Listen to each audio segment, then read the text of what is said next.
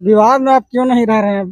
काहे के विवाद में हम तोहार नैना लाचार जवानी केहू पूछता और हम हैं बिट्टू देहाती, आप देख रहे हैं पब्लिक के बीच। आज हमारे साथ जो कि सोनू सरगम जी जुड़ चुके हैं और इनका होली का गाना जो कि शूट हो रहा है पटना में, और बड़ा धमाका धमाका इनको गाना आ चुका है मार्केट में।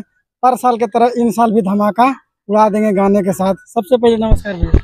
नमस्कार, प्रणाम। जितना भी पब्लिक के बीच देखे वाला श्रोता बड़े सबका प्रणाम, नमस्कार। हम आप लोग के भाई सोनू सरगम यादव।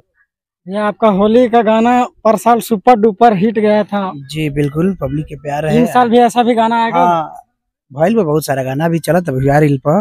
होली के एगो अबीर कैसे खेल के गाना, रोइले अबीर लेके भी चला था। एगो दोनों भाई रंगा था, वो गाना चला था। लगभग कितना गाना है अभी होली के लिए? 20-25 गो से कम नहीं आई। 20-25 गो बहुत बड़ा आगे छूटल बा गाना सोनू सरगम इंटरटेनमेंट पर। अच्छा, हर की केहू रंगता जवानी केहू पूछता हाल देवरा दुश्मन रह गर के रंगे गाल। बहुत प्यारा गाना जो कि भैया का आवाज इतना मधुर है ना, इस गाना का सुनिएगा, बहुत अच्छा लग रहा है। अभी भी शूटिंग हो रहा है और गाना ये तो भैया छूट चुका है आपका? छूट चुकल बा। हाँ। छूट चुका है भैया। अभी इतना होली में सबसे एक आध गो धमाकेदार मतलब गाना जो है आपके माइंड में? एगो अबीरिया ला भी चलत था, एगो दोनों भाई रंगता चलत था, वो गाना बा। एक गाना जो है ना, मतलब जो सरसों फुला गई इसे इतना अच्छा जो गाना था। हाँ, और सरसों को जो शूट लेते हैं ना भैया, वो बड़ा लगता है कि विदेशी जो है ना वो शूट कहाँ लिए थे सब। बिल्कुल देहागा में देहात करे वो गाना एकदम सुपर डुपर हिट जाता है। गाना थोड़ा सा गा के सुना दीजिए। हर की खेत में फुलाई गईल सरसों भोराइल, 3 साल वाला मना पर सोनू रे ए सोना रे देखला तुहके होई गईल बरसो यही से अखिया तर सोनू रे। बहुत प्यारा गाना है। अभी एगो होली में पर साल वाला ही टाइप के चला था। हर की जानता नी हम तोहार नैना लाचार बा हरल रंगवा के पुरिया बेकार बा। बहुत प्यारा गाना बड़ी इस गाना बहुत बढ़िया सुपर डुपर। इस पे एक जो कि बेवफाई का गाना भी गाया था ना, बहुत मतलब इसी लय पे था। हाँ। बहुत बिजोड़ चला था भैया वो गाना। बिल्कुल बिल्कुल बिल्कुल। ऐसे ऐसे होली में जैसे पर साल धमाल मचाया 3 साल मचा दीजिएगा। बिल्कुल बिल्कुल, पब्लिक के प्यार आशीर्वाद मिली हमने के अपन मेहनत पर विश्वास रख ले, भरोसा रख ले। बाकी बहुत बढ़िया गीत सब धक्का धड़कन के लिखल। भैया आपका जो राइटर है बहुत मतलब माइंड से इतना अच्छा लिख रहा है कि जवान पे एक बार में आ जा रहा है। बिल्कुल बिल्कुल बिल्कुल। वो अभी आऊ बा सोनू सरगम म्यूजिक कॉल से बा। कौन सा?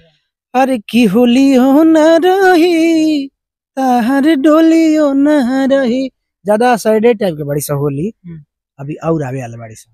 भैया कब तक मतलब अब सरस्वती पूजा भी आ गया, कल का गाना कब तक मतलब सब रिलीज हो जाएगा? अभी तब होली में टाइम बा, लेकिन होता है रोज रोज होता है गाना। सारे गामा से एगो अभी गाना रिलीज होला, सारे गामा हम भोजपुरी से। अच्छा, कौन सा गाना? गाना बहुत आमा जी बहुत प्यारा कि हमारा मीठे के मसाला न बुझला ए राजा जी राउरी हम के बोली न सुहाला ए राजा जी। बहुत प्यारा गाना बजा के आप लोग सारे गामा हम भोजपुरी।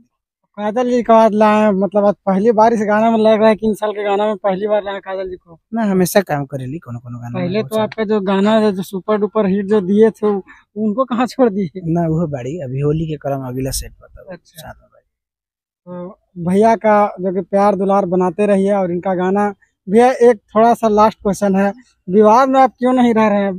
काहे के विवाद में रहे? हमारा ऐसा ही रोजी रोटी चल जाता है, रोटी ना भोजपुरी में ट्रेंड हो रहा है कि गाना चलो या ना चलो, लेकिन विवाद में रहना बहुत जरूरी है सबको। तो जो पास हुनर ना रहेला कलाकारी ना रहेला विवाद में। या आप इवेंट कब कराएगा? आपका बिना इवेंट के भी गाना उतना जाता है जितना हमारा बिना इवेंट बिना प्रमोशन के चल जाला, पब्लिक के प्यार मिल जाला। भाई लोग प्यार से बात देके हमेशा ऊपर रख लो।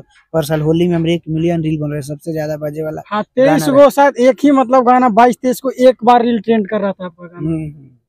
तो भैया पे प्यार दुलार रिश्तेदार बनाते रहे, साथ में हमारे पे भी बनाए हैं।